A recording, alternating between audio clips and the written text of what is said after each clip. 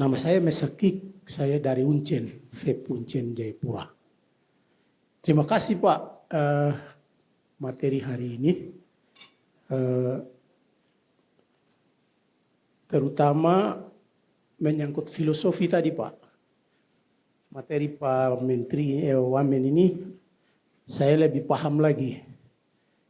Artinya kita mau bikin pusat keuangan negara. Dan mungkin yang saya mau tanya hari ini menyangkut itu tadi subsidi, khususnya di subsidi pertalite. Jadi ketika saya masuk di SPBU, kami diarahkan masuk ke yang non subsidi. Saya lihat orang-orang kaya sebagian ini masuk di subsidi. Saya bilang ini kebijakan ini kayaknya perlu diperbaiki. Karena orang yang punya uang di negara ini adalah pengusaha. Pengusaha kebanyakan mereka masuk isi di BBM subsidi. Yang kedua, saya lihat di mana-mana. Di BPS, di keuangan negara, di mana-mana. Selalu data Papua dan Maluku itu digabung. Apakah bisa dibagi kah, dipisahkan kah? Kemiskinan di negara ini nomor satu itu kami. Jadi kalau kita perhatikan Bas, digabung begini bagaimana mau kita mau mendarat itu. Mendarat itu misalnya subsidi tadi sebagian itu, kita mau bicara Papuanya itu tidak. Kami sekarang sudah 6 provinsi Pak. Jadi saya lihatnya itu, wah ini hanya sekedar dibagi-bagi orang miskin saja nih provinsi. Nah, kebijakan mendarat ini yang mungkin saya lihat itu ya perlu direvisi kembali supaya data BPS itu ya terus kebijakan yang gabung karena Maluku beda dengan kami. Mereka di sana, kami jauh di timur lebih jauh tempat matahari terbit. Masalahnya beda lagi. Mungkin itu Pak. Terima kasih Pak Wamen. Jawaban cepatnya bisa. Data itu tadi ada per provinsinya. Tadi untuk kepentingan visualisasi aja cara menyampaikan makanya dibagi 6 region besar. Tapi itu sebenarnya berbasiskan per provinsi. Tolong dimintain ke DJSF tabel aslinya. Ya. Oke. Silakan Pak. Bismillahirrahmanirrahim. Assalamualaikum warahmatullahi wabarakatuh. Ada Bu Suska tuh. Saya Taufik Haidir, Pak, lokal ekspor dari Mataram, NTB. Terima kasih Pak Wamen. Sebelum saya bertanya, saya ingin memberikan ilustrasi dulu. Saya tinggal di kota Mataram, kalau dari kampus 3 menit, ke kantor Perban 2 menit. Ke bandara lama itu 5 menit, 10 menit. Artinya tidak ada constraint, tidak ada resiko.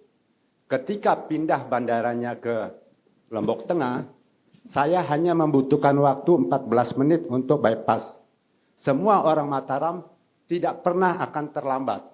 Artinya tidak ada constraint, tidak ada resiko.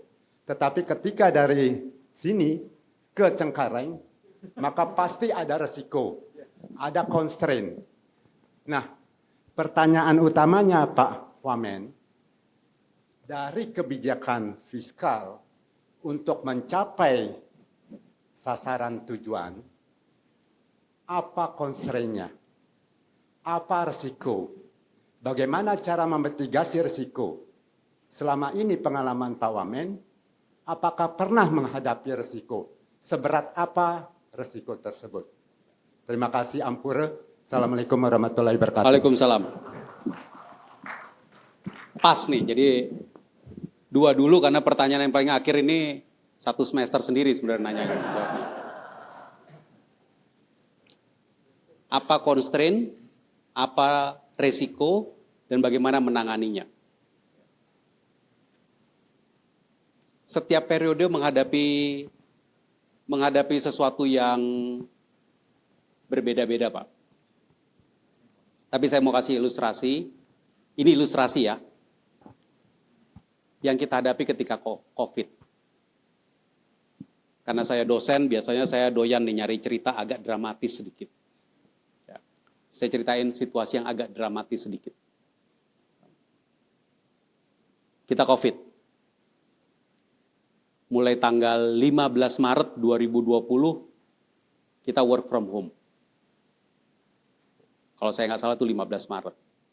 Kasus pertama di Republik Indonesia ditemukan di Depok tanggal 2 Maret 2020. 14 Maret itu ulang tahun anak saya, jadinya saya ingat tanggal 14 Maret kami masih pergi makan keluar. Itu weekend, kita makan keluar, Seninnya kita udah harus work from home. Oke. Lalu kita mulai lihat negara lain, membayangkan apa yang terjadi, lalu kita tahu bahwa di tengah-tengah, ini kan samar-samar semuanya. Di tengah samar-samarnya kita itu kita lihat bahwa kita aja harus kerja dari rumah untuk menghindari penularan. Kita nggak mau ketularan orang lain, kita juga nggak mau menulari orang lain.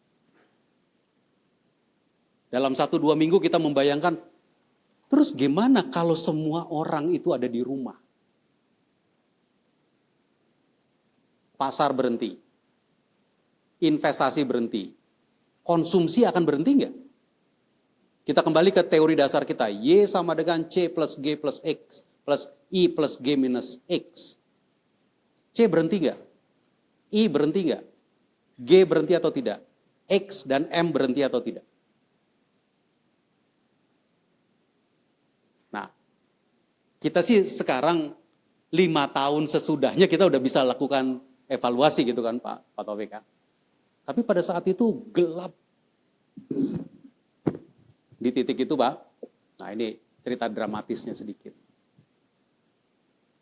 Bu Menteri dan saya pertelepon, jadi titik itu Bu Menteri mengatakan, kalau begini bisa-bisa, kalau tadi kita lihat C plus I plus G plus X minus M, bisa-bisa hanya G yang bisa bekerja.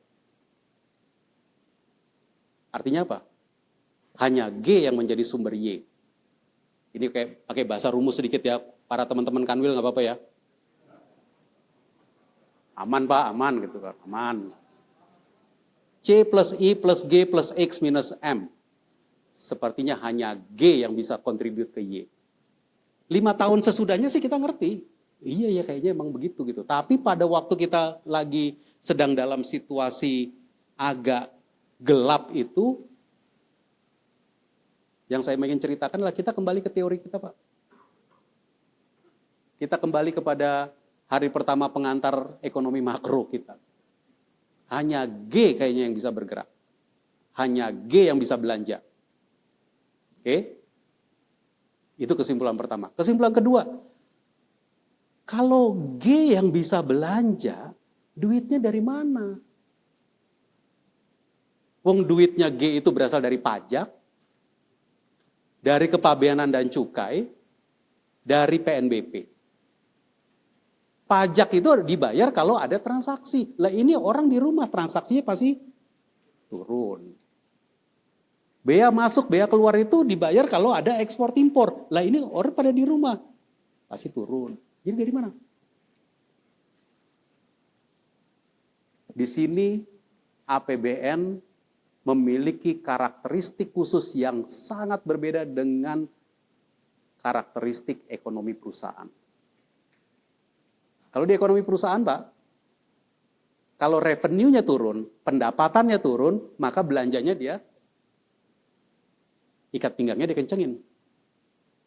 Tapi dalam situasi COVID, pendapatan negara turun, belanja kita nggak boleh turun. Malah harus naik, karena hanya G yang bisa bekerja, yang bisa kontribusi kepada Y di sebelah kiri. Alhasil, apa yang dilakukan? Dilakukan oleh seluruh negara di dunia, naikin utang. Kalau pakai bahasa APBN, naikkan defisitnya. Naik nggak defisit kita pada tahun 2020 itu? Berapa defisit kita tahun 2020? 6,1% dari PDB. Yang selama 20 tahun Indonesia itu terkenal disiplinnya tidak pernah melebihi 3% dari PDB. Oke, nah pada satu malam itu Bu Menteri dan saya kita telepon-teleponan. Kesimpulan pertama, hanya G yang bisa kontribusi ke Y. Kedua, G-nya dari mana? Kita tahu kegiatan ekonomi akan berhenti, pajaknya pasti akan turun, penerimaan negara pasti akan turun, jadi gimana? Naikkan defisit. Bu Menteri pertelepon diskusi dengan saya, beliau mengatakan, sepertinya defisit kita harus kita di atas 3%. Respons pertama saya adalah, Bu, itu melanggar undang-undang. Oke. Terus gimana? Ya udah, undang-undangnya kita sesuaikan. Akhirnya dalam waktu 2 minggu keluarlah yang akhirnya kita sebut sebagai Perpu. Bikin Perpu, Pak, tidak ada pejabat tinggi Kementerian Keuangan seorang pun di kantor. Kita bikin Perpu. Keluar Perpunya. Semua Perpu, elemen Perpu dibuat dari rumah, pakai Zoom. Nggak ada yang di kantor. Cap stempelnya juga mesti dibawa pulang ke rumah. Jadi nggak ada kita ke kantor, karena kita udah di rumah semua. Saya ingin menceritakan ini agak dramatis sedikit, karena tantangan dari mengelola APBN biasanya tidak muncul, bukan hanya tantangan yang sehari-hari, tapi tantangan yang tiba-tiba itu sangat banyak sekali. Tantangan ketika Rusia nyerang Ukraina. Kita langsung, begitu kita dengar perang, kita langsung mikir apa efeknya kepada ekonomi global. Wah, ini harga minyak akan naik. Kalau harga minyak naik, berarti subsidi kita akan naik. Tadi kan selisih tadi kan? Tadi kan selisih tadi itu ya pada harga minyak kira-kira 60-70 dolar. Tapi kalau harga minyak naik ke 100 dolar, ya akan naik tuh. Lu gimana dong? Penerimaannya bisa nggak kita naikkan? Wah, kita mesti hitung lagi semuanya dan membuat APBN itu harus kita hitung terus. Jadi pertanyaan Pak Taufik tadi, Pak, apa yang dilakukan? Apa mitigasinya? Apa solusinya? Fleksibilitas. Ngelola APBN harus fleksibel. Mengelola APBN tidak bisa dogmatik. Kalau udah dipatok sekian, ya dijalankan dong sekian. Benar, nggak salah, tapi harus fleksibel. Pak, kalau udah patok penerimaan pajak 100, jangan ditambah-tambahin jadi 102 dong. Benar, tapi tetap harus fleksibel. Kadang-kadang kita perlukan naik ke 101 atau 102. Belanja juga seperti itu. Maka itu, fleksibilitas menjadi sangat-sangat penting. Tapi fleksibilitas seperti apa? Saya bisa sampaikan di sini, fleksibilitas yang bertanggung jawab. Nggak bisa fleksibilitas kemudian tidak dilaporkan. Maka itu banyak sekali di dalam klausul peraturan perundang-undangan, pemerintah, Anda kalau mau baca undang-undang APBN, di situ biasanya diberikan fleksibilitas dari para wakil rakyat, tapi semua landasannya adalah dan dilaporkan dalam laporan keuangan pemerintah pusat. Artinya dipertanggungjawabkan dalam laporan keuangan pemerintah pusat. Fleksibilitas diberikan dengan tetap akuntabel. Ini adalah kredibilitas kita, sumbernya di situ. Jadi mengelola keuangan negara menjadi sesuatu yang harus fleksibel, tapi harus tetap akuntabel. Kalau hanya minta fleksibilitas saja, tapi tidak mau akuntabel, maka kredibilitas kita akan luntur.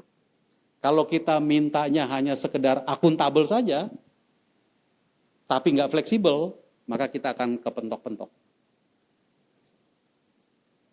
Nah, Tentu level fleksibilitas dan level akuntabilitasnya berbeda-beda.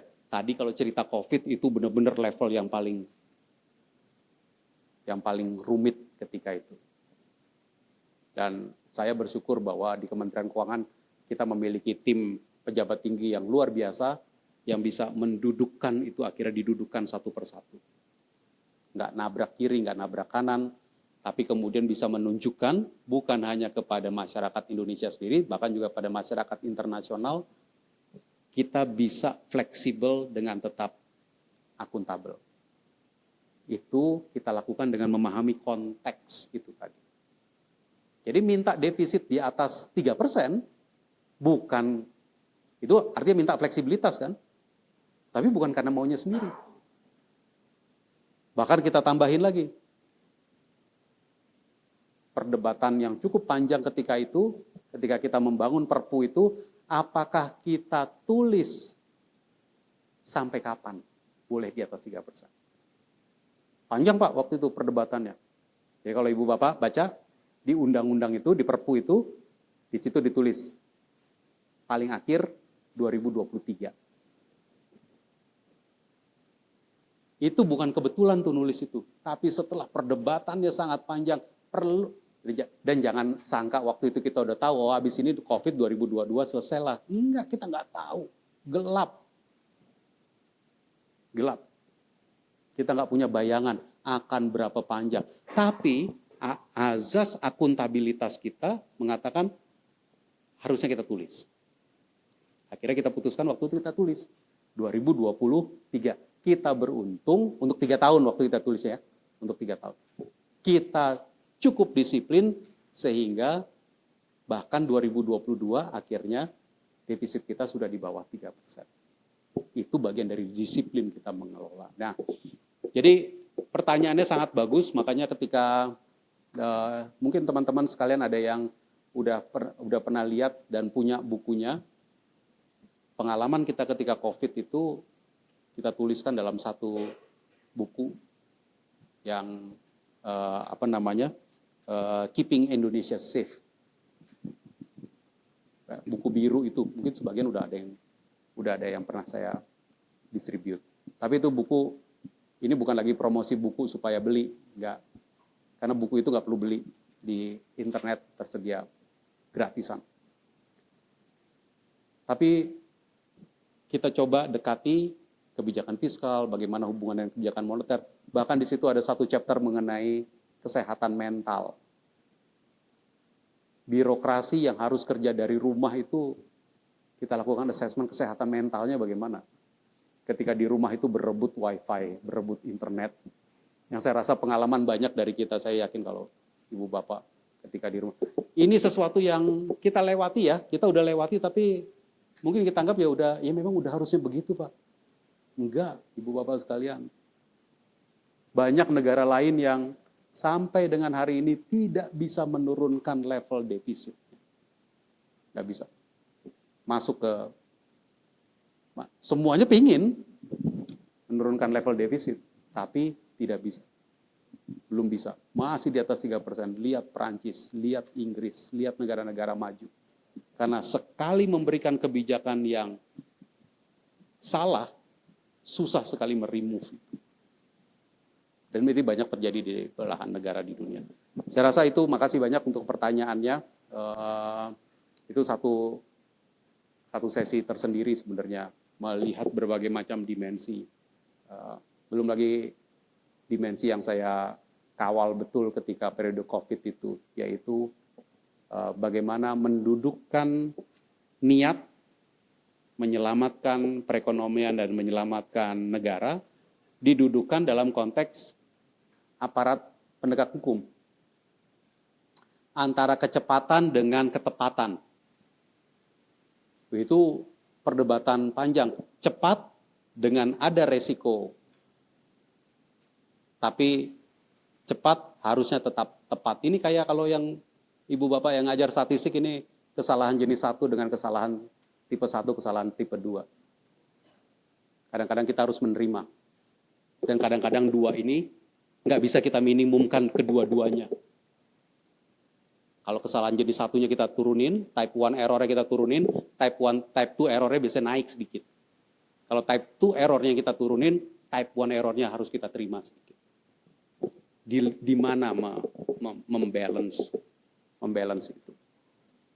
Dan ini jadi satu, saya bisa bilangnya jadi catatan sejarah aja, yang harus kita pertanggungjawabkan, terutama oleh para pengambil kebijakan. Kenapa dulu ngambil kebijakannya seperti itu? Apa konteksnya? Bagaimana proses berpikirnya? Dan kemudian expose bagaimana evaluasinya. Saya rasa Ibu Bapak sekalian, itu yang bisa saya sampaikan. Moga-moga Anda bisa manfaatkan terus, dan moga-moga kita bisa terus bikin keuangan negara kita jadi jauh lebih baik ke depannya. Saya tutup, terima kasih untuk perhatiannya. Wassalamualaikum warahmatullahi wabarakatuh.